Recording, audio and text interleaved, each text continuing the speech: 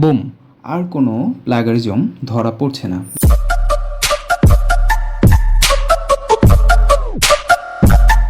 আসসালামু আলাইকুম, আমি আব্দুল্লাহ আল জুবাইর। আজকে আমরা দেখব কিভাবে প্লাগারিজম চেকিংয়ের সময় প্লাগারিজম অ্যাভয়েড করা যায়। শুরুতেই আমরা আমাদের কম্পিউটারের ব্রাউজারটি ওপেন করে নিব এবং কন্টেন্ট রাইটিংয়ের জন্য চ্যাটজিপিটি ওপেন করে নিব।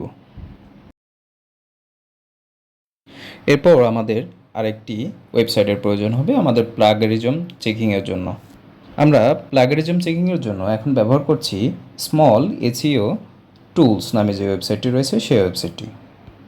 এরপর আমরা যে কোনো কন্টেন্ট 50 ওয়ার্ডের মধ্যে চ্যাটজিপিটি দিয়ে জেনারেট করে নিব।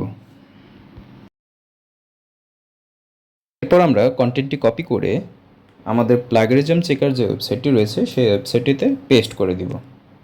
এখানে চেক প্লাগারিজম নামে যেই অপশনটি দেখতে পাচ্ছি সেই অপশনটিতে আমরা ক্লিক করলেই আমাদের ভেরিফিকেশন শুরু হয়ে যাবে এবং প্রসেসিং হওয়া শুরু হবে।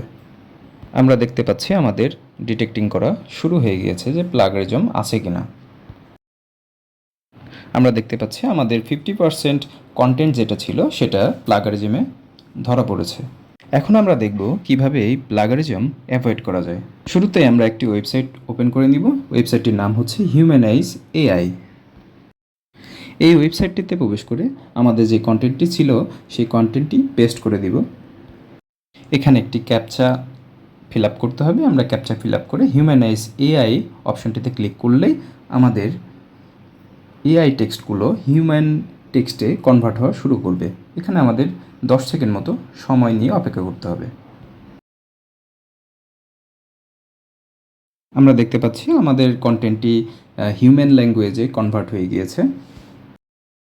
এখন আমরা আমাদের কন্টেন্টটি কপি করে আমরা আরেকটি ওয়েবসাইটে চলে যাব আমাদের এই কন্টেন্টটিকে প্যারাফ্রেজিং করার জন্য। ওয়েবসাইটটির নাম হচ্ছে কুইলবট। আমরা এই ওয়েবসাইটটিতে আমাদের কন্টেন্টটি পেস্ট করে দিব এবং প্যারাফ্রেজ নামে যে অপশনটি দেখতে পাচ্ছি সেই অপশনটিতে ক্লিক করে দিব। প্যারাফ্রেজিং কমপ্লিট হয়ে গেলে আমরা কপি করে নিব। এরপর আমরা আরেকটি ওয়েবসাইটে প্রবেশ করব আমাদের গ্রামারগুলো চেকিংয়ের জন্য। গ্রামারলি ওয়েবসাইটটিতে প্রবেশ করার পর আমরা আমাদের কন্টেন্টটি পেস্ট করে দেব এবং দেখব যে কোনো গ্রামাটিক্যাল কোনো ইরর আছে কি না। দেখতে পাচ্ছি আমাদের কোনো গ্রামাটিক্যাল ইরর নেই। এখন যদি আমরা আবার পুনরায় আমাদের প্লাগারিজম যে চেকার ওয়েবসাইটটি রয়েছে সেই ওয়েবসাইটটিতে প্রবেশ করি এবং আমাদের কন্টেন্টটি পেস্ট করে দেখি,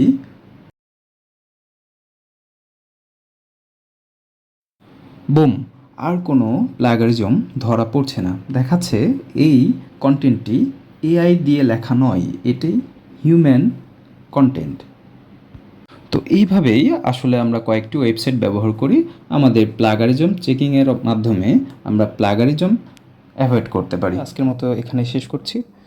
নিত্য নতুন টেক রিলেটেড ভিডিও পেতে চাইলে এখনই চ্যানেলটি সাবস্ক্রাইব করে রাখুন। ধন্যবাদ সবাইকে। আসসালামু আলাইকুম রহমতুল্লাহি ওয়া বারাকাতুহু।